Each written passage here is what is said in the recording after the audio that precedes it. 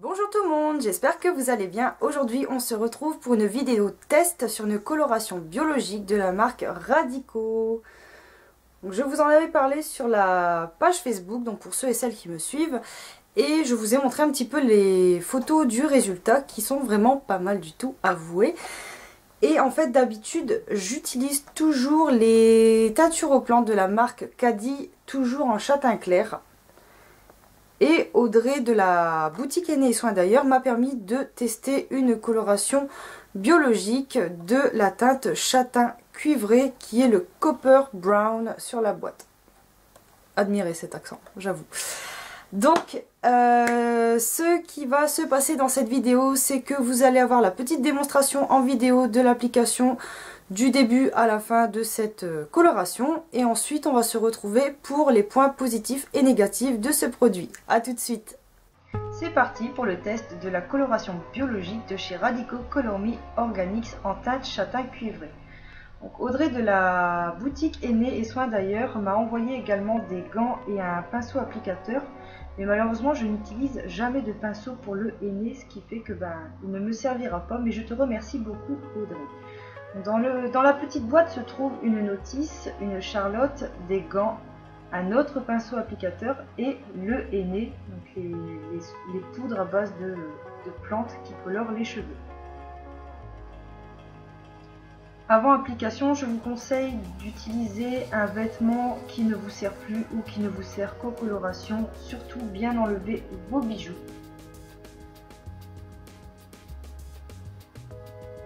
En général, je fais le henné sur cheveux gras, si bien je mouille au préalable mes cheveux. Donc je le fais toujours sur cheveux gras avant lavage. J'utilise une petite feuille d'aluminium afin d'emballer ma plume pour ne pas la colorer. Mais bien sûr, c'est facultatif puisque je pense que certains d'entre vous n'ont pas de plume dans les cheveux.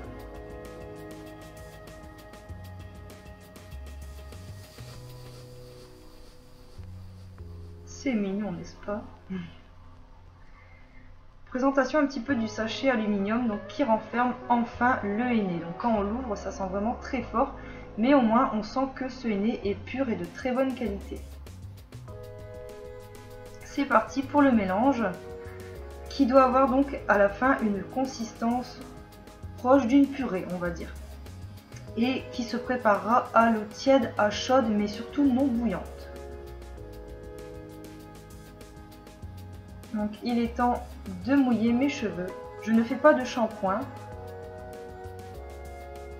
C'est vraiment histoire qu'il soit humidifié afin que la pose du henné soit plus facile. N'oubliez surtout pas de préparer votre charlotte, un petit élastique et surtout de mettre des gants car le henné tache très fort la peau et les ongles. Si vous ne voulez pas finir orange ou jaune, je vous conseille de mettre des gants. Donc moi je mets vraiment le henné à l'arrache, je commence avec le tour de la tête en terminant par les longueurs et pointes. J'insiste pas mal au niveau des racines puisque c'est là où ça se voit le plus quand les cheveux repoussent car il y a une différence entre les reflets. Donc j'attache, je fais plus ou moins une crotte au-dessus de ma tête, ça ressemble pas à grand chose. C'est même pas un chignon donc voilà quoi. Pose de la charlotte super méga sexe. Mais au moins ça tient tout ça au chaud. Il ne faut pas oublier de retirer les taches de henné qui se trouvent autour de votre visage, au niveau de vos oreilles et de votre nuque. Ça va, j'ai fait plutôt ça proprement par rapport à d'habitude, je suis plutôt contente de moi.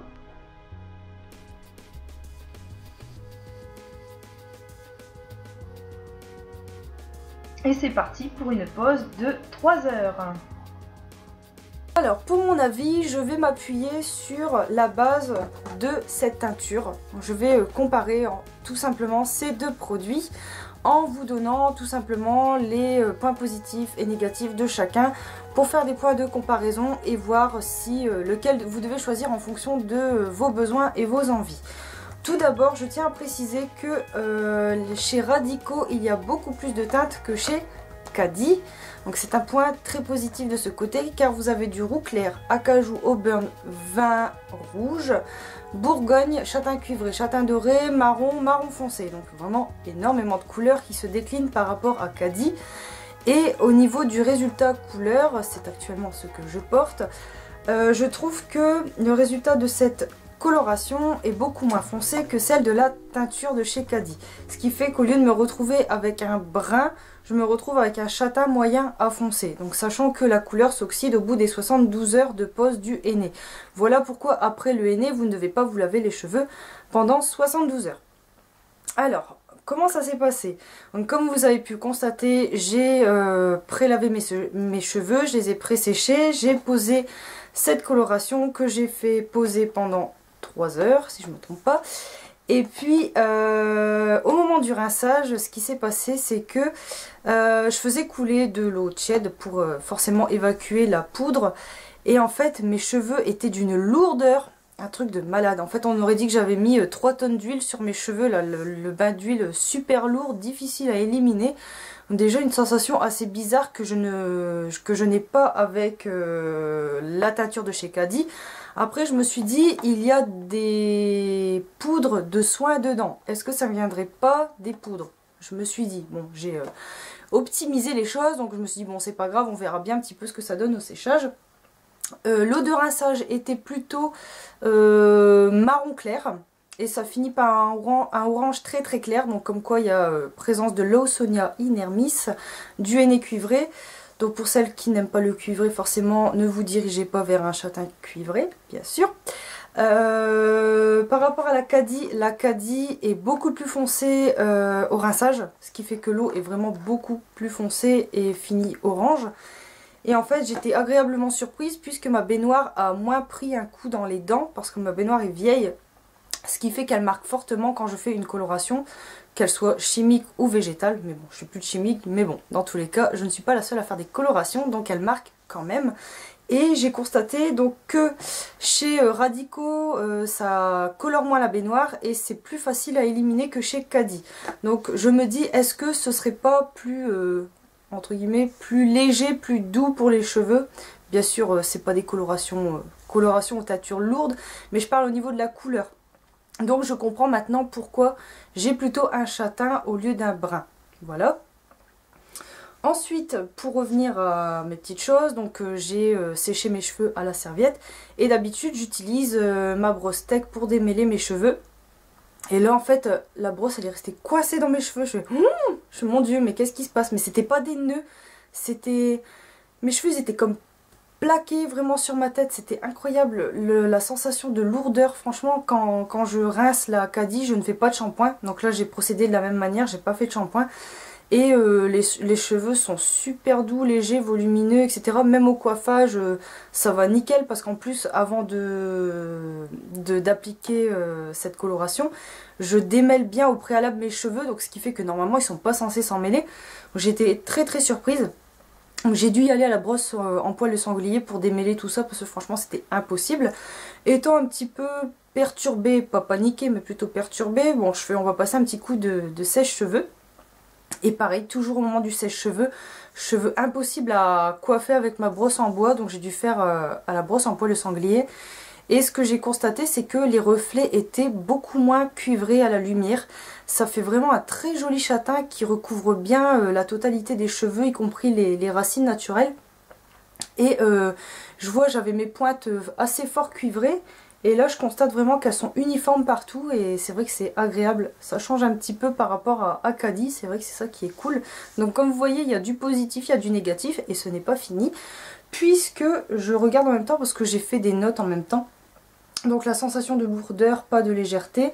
Sèche-cheveux, bah toujours impossible à démêler. Les cheveux, voilà, étaient plaqués mais pas gras. Je pouvais pas bouger mes cheveux en fait. Je sais pas comment expliquer en fait. Quand je tirais, bah ils restaient comme ça.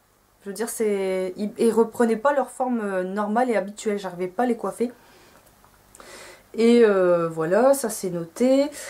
La pâte est plus difficile à préparer, elle forme plus facilement des grumeaux, donc ce que je vous recommande c'est d'utiliser un fouet, c'est ce que je ferai la prochaine fois puisque je compte quand même redonner une chance à cette petite coloration. je vais le fouetter à mort en espérant que ça se mélange plus facilement. Et ensuite, pour terminer, en fait quand j'ai passé le sèche-cheveux, j'ai passé mes mains comme ça pour sécher plus facilement mes cheveux. Et en fait j'ai remarqué que ma main était noire. Il y avait des taches noires, des traces noires. Bah, c'est bien, vous allez voir, je vais mettre quelques petites photos en fin de vidéo. Au moins ça vous permettra de comprendre un petit peu ce que j'essaye de vous dire, parce que franchement c'est pas évident à expliquer si on l'a pas eu soi-même. Mais ma main était noire, donc je me suis dit oula, l'indigo ça va tacher, donc je vais faire gaffe à mes têtes d'oreiller puisqu'en plus elles sont blanches. Mais ça va, pas de catastrophe, rien de spécial. J'ai mis une serviette pour protéger, il n'y a pas eu d'indigo ni quoi que ce soit. Mais j'étais un peu surprise d'avoir la main noire puisque c'était la première fois que ça m'était arrivé. Donc pas de ressenti sur le soin. Pas de douceur, pas de légèreté, pas de volume, rien de tout ça en fait. D'habitude quand je fais un henné je suis contente parce que je retrouve cette vivacité que mes cheveux n'ont plus au bout d'un moment.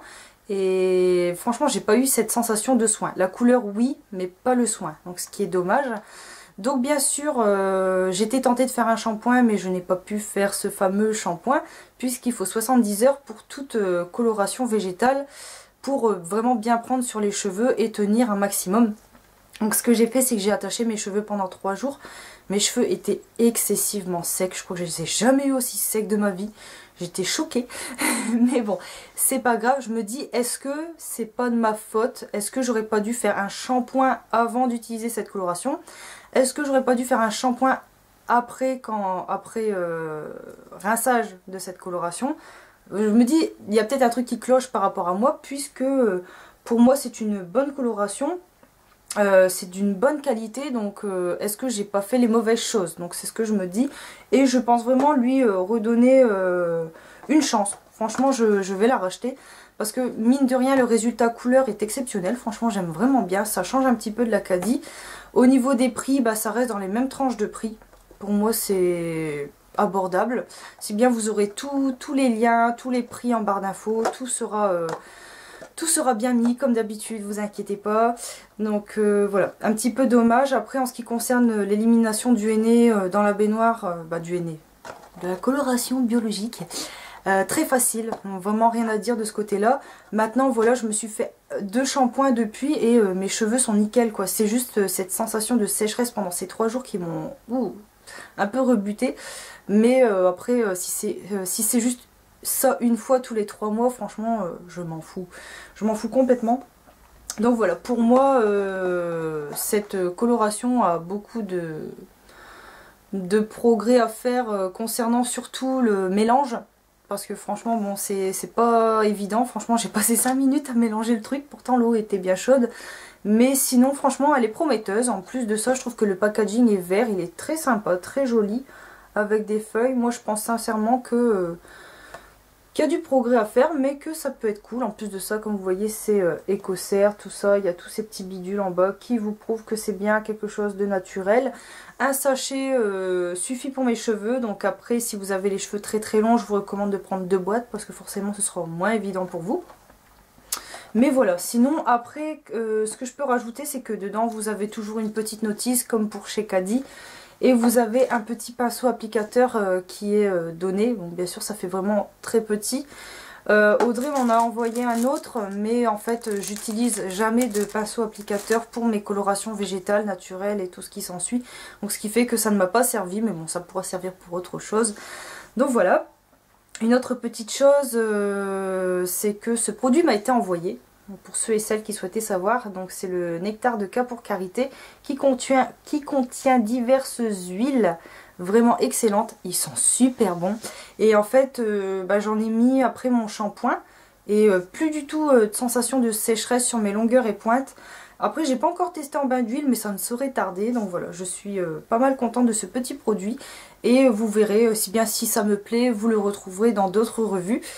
Donc voilà un petit peu pour mon avis, j'espère que ça vous aura plu et je vous dis à très bientôt pour une prochaine vidéo. Salut!